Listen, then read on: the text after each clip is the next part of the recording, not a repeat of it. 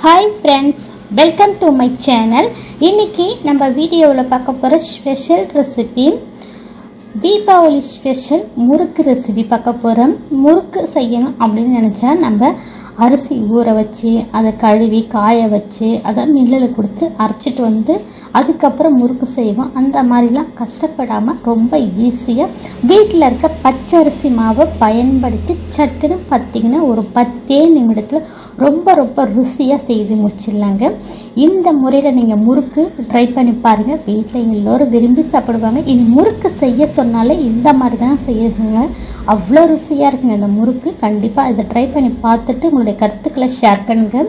இந்த வீடியோவை ஸ்கிப் பண்ணாமல் முழுமையாக பாருங்கள்। இப்போ வாங்க இந்த முறுக்கு ரெசிபி பார்க்கலாம்। இப்போ முறுக்கு செய்யறதுக்கு நான் 1/4 kg அளவுக்கு பச்சரிசி மாவு எடுத்துருக்கேன்। பச்சரிசி மாவு நல்லா நைஸான மாவாக எடுத்துக்கோங்க। வறுத்த மாவு, வறுக்காத மாவு, இடியாப்ப மாவு, கொழுக்கட்டை மாவு எதுவாக இருந்தாலும் பரவாயில்லைங்க, இதில் நம்ம முறுக்கு செய்யலாங்க। நான் சாதா பச்சரிசி மாவு வறுக்காத மாவு தாங்க எடுத்திருக்கேன்। இதில் தேவைக்கேற்ப உப்பு, 1 டீஸ்பூன் போல் கருப்பு எள்ளு நல்லா கல் மண் தூசி இல்லாமல் சுத்தப்படுத்திட்டு சேர்த்துக்குங்க। இதில் ஒரு 1/4 டீஸ்பூன் போல் சீரகம் இல்லை ஓமம், ரெண்டுத்தில் எது வேணாலும் சேர்த்துக்குங்க। இது எல்லாம் சேர்த்து ட்ரையான மாவை மிக்ஸ் பண்ணிவிட்டு 2 டீஸ்பூன் போல் வெண்ணெய் எடுத்திருக்கேன்। வெண்ணெயை வந்து நல்லா சூடாக்கி உருக்கிட்டு நல்லா சூடாக இருக்கும்போது வெண்ணெயை மாவோடு சேர்த்துக்குங்க। மாவோடு சேர்த்து கொஞ்சமாக மாவு உடனே அப்படியே கை வச்சிங்கன்னா வெண்ணெய் வந்து கையில் சுட்டுடும்। கொஞ்சமாக மாவு மேலே தூவி விட்டு அதுக்கப்புறம் இது போல் நல்லா மிக்ஸ் பண்ணுங்கள், தண்ணி சேர்க்காமல் நல்லா வெண்ணெயை ஒன்று போல் மிக்ஸ் பண்ணிவிட்டு இப்போ கொஞ்சம் கொஞ்சமாக தண்ணி தெளித்து மாவு மிக்ஸ் பண்ணிக்கலாங்க। இந்த வெண்ணெய் சேர்க்கறதுனால தாங்க முறுக்கு நல்லா சாஃப்டாகவும் ருசியாகவும் இருக்குங்க। வெண்ணெய் கட்டாயம் சேர்த்துக்கணுங்க।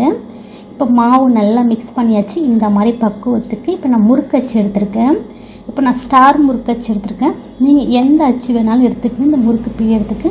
ஆனால் ஓமப்படி புளியிற மாதிரியாக இருந்தால் நீங்கள் ஜீரகத்தையும் எள்ளையும் ஸ்கிப் பண்ணிவிடுங்க, ஏன்னா ஓமப்படி பிழிய முடியாது, சிக்கும் பிழியும் போது அந்த ஜீரகமும் எள்ளும்। இப்போ நான் ஸ்டார் வச்சு போட்டு முறுக்கு மாவு ஃபில் பண்ணி இப்போ நான் கொஞ்சமாக உங்களுக்கு எந்த சைஸில் முறுக்கு வேணுமோ அதுக்கேற்ற மாதிரி சுற்றிக்கிங்க।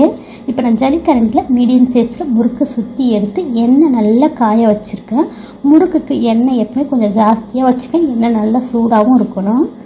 இப்போ நான் ஜலிக்கரண்டில் தாங்க முறுக்கு சுற்றி போட்டு எடுத்துருக்கேன்।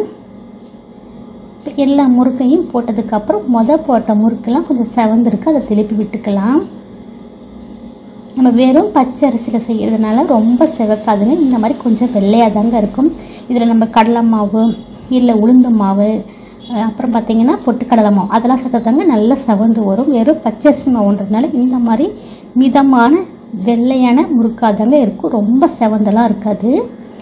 நல்லா முறுக்கு பார்த்திங்கன்னா அந்த எண்ணெயுடைய சடசடப்பெல்லாம் அடங்கியிருக்கும்। இந்த மாதிரி பக்குவம் வந்து முறுக்கை எண்ணெயை வடிச்சிட்டு எடுத்துக்கலாங்க। இது செய்யறதுக்கு ரொம்ப ரொம்ப சுலபங்க। இன்னும் ஒரு 3 பேட்ச் முறுக்கு போட்டு எடுக்க போகிறேங்க। இப்போ நான் எல்லா மாவையும் நம்ம முறுக்கு பிழிஞ்சு எடுத்தாச்சு, அவ்வளோதாங்க நம்மளுடைய பச்சரிசி மாவும் முறுக்கு ரெடி ஆயிடுச்சுங்க। தீபாவளிக்கு இந்த மாதிரி நீங்கள் ட்ரை பண்ணி பாருங்கள்।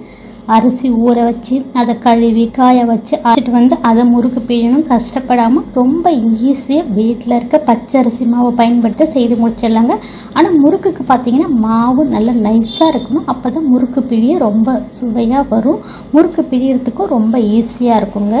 கண்டிப்பாக ஃப்ரெண்ட்ஸ் நான் சொன்ன முறையில் அளவுகளோட இந்த முறுக்கு ரெசிபி நீங்கள் ட்ரை பண்ணி பார்த்துட்டு எப்படி வந்துச்சுன்னு உங்களுடைய கருத்துக்களை ஷேர் பண்ணுங்கள்। இந்த வீடியோ உங்களுக்கு பிடித்திருந்தா லைக் பண்ணுங்க, ஷேர் பண்ணுங்க, நம்ம சேனலுக்கு மறக்காம சப்ஸ்கிரைப் பண்ணுங்க, கூடவே பெல் ஐக்கானை கிளிக் பண்ணி வச்சுக்கோங்க, அதில் ஆல்ன்ற ஆப்ஷன் வரும், அதையும் கிளிக் பண்ணி வச்சுக்கோங்க।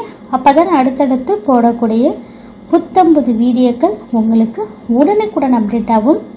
இந்த வீடியோவை ஸ்கிப் பண்ணாமல் முழுமையாக பார்த்ததுக்கு நன்றி, வணக்கம்।